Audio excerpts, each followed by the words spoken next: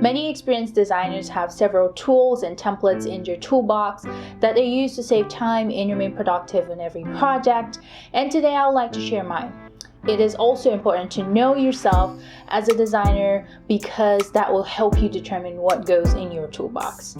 If you're joining for the first time, thank you for jumping in. I am Hauwa Aguillard. I am a product designer who loves to talk about product design and personal growth in hopes that you'll be inspired to live a life of a learner as I do, build better products, and inspire others to do the same. Every project is different, and it could be at a different stage of the design life cycle when it finally gets to you as a designer.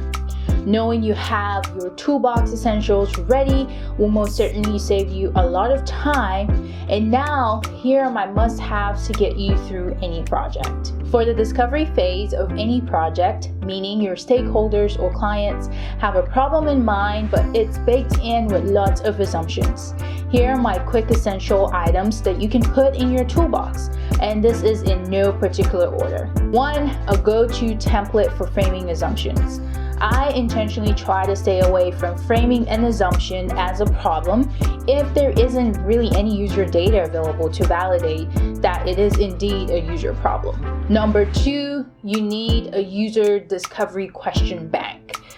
This is typically a list of sample questions to ask that is generic enough that you can reuse irrespective of the project. The question bank can be categorized as user-related and stakeholder-related, and typically user-related questions are the questions you ask your intended users of the applications, and stakeholder-related questions are questions that you ask the product owner, all owners of that product, so you can better understand what the business and product vision is. Number 3, a user recruitment email template.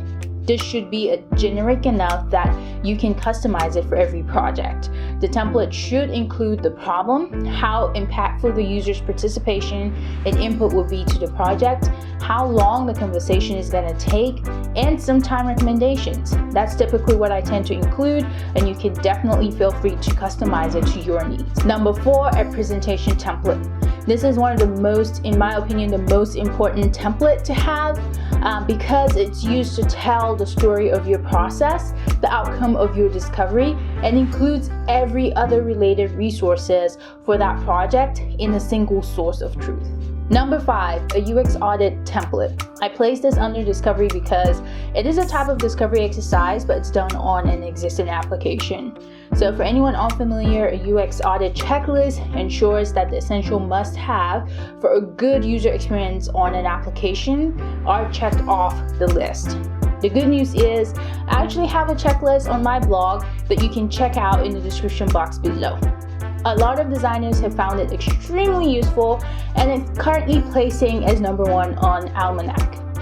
And of course, this checklist may not be enough for a thorough audit as different projects present different challenges, but it's definitely a good foundation for a UX audit. Number 6, a good collaboration or whiteboarding tool. With a lot of people working from home due to COVID, this becomes a must-have. I have used Miro, Figma Jam, you name it. The goal is to use a tool that your audience can easily learn to use. And alternatively, when COVID is no longer a thing, in-person work becomes a thing, sticky notes will quickly become your best friend. Even right now, you can still have sticky notes. So for the define and make phase, meaning you have validated the assumptions and determined that indeed this is a user problem and have a hypothesized solution to solve the problem, here are my items for a toolbox. Number 1, you definitely need a go-to problem defining template. Number 2, a prototyping tool. This is usually used so you can visualize your hypothesized solution in the make phase.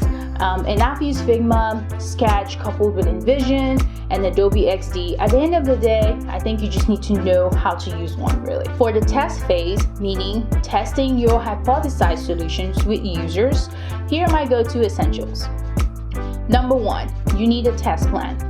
An ideal test plan should include a high-level summary of the problem statement, your hypothesized solution, and success metrics that you'll be tracking.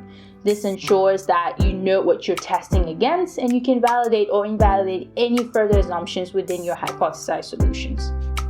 Number 2, you need a test invite email template. This is one that you use to recruit users for testing your hypothesized solution. It's a lot similar to that initial recruiting email. Number 3, you definitely need a video conferencing tool for a remote scenario or a preferred pre-booked location for testing. Other toolbox items are a go-to design inspiration site or social media account like Interaction Design, UXPin, Dribble, and so on. A go-to design blog or articles. I always enjoy a good read from the Nielsen Romans Group design articles. And you also need a good design, business, or psychology book to read every month in your backlog. So that's it. Now you have had a sneak peek into my design toolbox. What's in yours? Let me know in the comment section below. If you've learned something new, share the knowledge with others by hitting the share button. If you're interested in more content like this, let me know by giving this video a thumbs up and join the channel by subscribing and tapping on the notification bell so you know when I upload a new video. See you guys in the next one.